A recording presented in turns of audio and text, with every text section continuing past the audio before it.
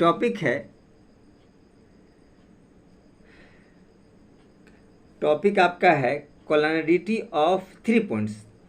3 points अगर collinear हो उस कंडीशन में तो उसके स्लोप वगैरह कैसे होंगे, क्या होंगे, इसके बारे में आपको बताते हैं। ये अगला टॉपिक है। ये सारे टॉपिक्स आपको हम एनसीईआरटी के बेस पे बता रहे हैं। ये सारे आपको एनसीईआरटी बुक में आसानी से मिल जाएंगे। आप देख सुन समझ सकते हैं। कुछ विशेष इसमें ऐसा आपको नहीं मिलेगा कि इस टॉपिक में आपको कोई दिक्कत वगैरह आएगा। ये सब आसानी से आप लोग एनसीईआरटी मैथ में देख और सुन समझ सकते हैं। चलिए तो इस टॉपिक की तरफ हम लोग आगे बढ़ते हैं। देखिए ABC 3 पॉइंट्स लिया है जो कोलिनियर है। एक्स एक्सिस है, ये वाई एक्सिस है, ठीक है। If slope of 2 line are equal and they have 1 common points then line will coincides और पैरेलल। मतलब एक समान हो गया। कंसाइड्स में इसके कहने का मतलब, यानी इसको इस हिसाब से आप समझिए, ज़्यादा आपको बेहतर तरीके से समझ में आएगा, ठीक है। ए भी एक लाइन है जिसका स्लोप m1 है और सी डी एक लाइन है जिसका स्लोप m2 है। तो m1 बराबर m2 if line A B parallel C D, ये दोनों पैरेलल है तब कंडीशन में, या को इनसाइड मतलब एक समान है। ये देखिए सब एक ही समान है, एक ही लाइन पे आ रहा है। इस हिसाब से हम लोग इसको कर सकते हैं, ठीक है। या फिर आप इसको यूँ समझने की कोशिश कीजिए, ठीक है। अगर मान लीजिए कि हमने लाइन आपको ड्रॉ किया, ये लाइन ड्रॉ किया ए और बी, और एक दूसरा लाइन आपको ड्रॉ किया सी और डी। इसका स्लोप m1 है, इसका स्लोप m2 है। एक और अदर लाइन हमने ड्रॉ किया ए बी और सी, इसका स्लोप आपको m1 दिया है, इसका स्लोप आपको m2 दिया है। तो हम लोग ये कह सकते हैं, ठीक, क्या, देखिए स्लोप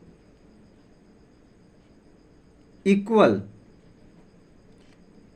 एंड 1 पॉइंट कॉमन, ठीक है ना, ये होना चाहिए। Slopes are equal and 1 point common. तो देखिए ए बी का स्लोप निकालिए या बी सी का निकालिए तो बी कॉमन आ रहा है। ए बी का निकालिए बी सी का निकालिए तो बी पॉइंट्स कॉमन आ रहा है। तो एज इट इज आप चाहें तो लिख सकते हैं कि slope of A B equal to slope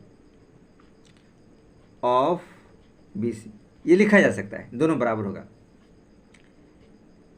या आप ये भी लिख सकते हैं, ये जब स्लोप है तो A comma B and C are collinear, क्योंकि इन चीज़ों में हम क्या देख रहे हैं कि बी पॉइंट कॉमन है। देखिए बी पॉइंट क्या है, कॉमन है। 2 लाइन में एक पॉइंट कॉमन होना चाहिए, बी पॉइंट सी क्या है, कॉमन है। और नहीं तो एज इट इज आप ये भी बात लिख सकते हैं कि slope of A B equal to slope of A C, ये भी लिखा जा सकता है, क्योंकि ए बी के स्लोप और ए सी के स्लोप में ए पॉइंट्स कॉमन आ रहा है। यानी आप चाहे तो आपके हिंट्स के लिए हम कह सकते हैं ए आर कॉमन पॉइंट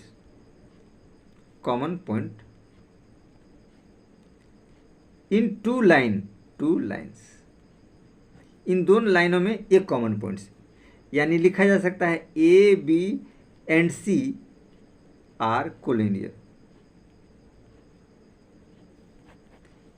एक कोलिनियर का कंडीशन होता है कि अगर एक पॉइंट्स कॉमन होना चाहिए उस लाइन में। तो ये देखिए ये सब एक ही लाइन में पढ़ रहे हैं।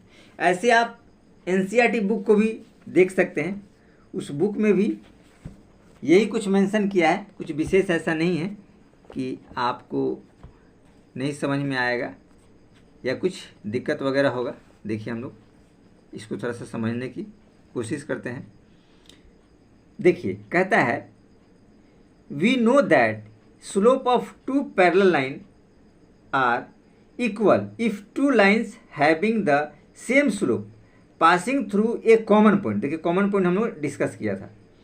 Then two lines will coincide, hence A B and C are 3 points in the X Y plane. मतलब ये वाई एक्सिस हो गया, ये एक्स एक्सिस हो गया, ठीक है ना। इसमें भी देखिए पॉइंट्स दर्शाए गए हैं ए बी सी।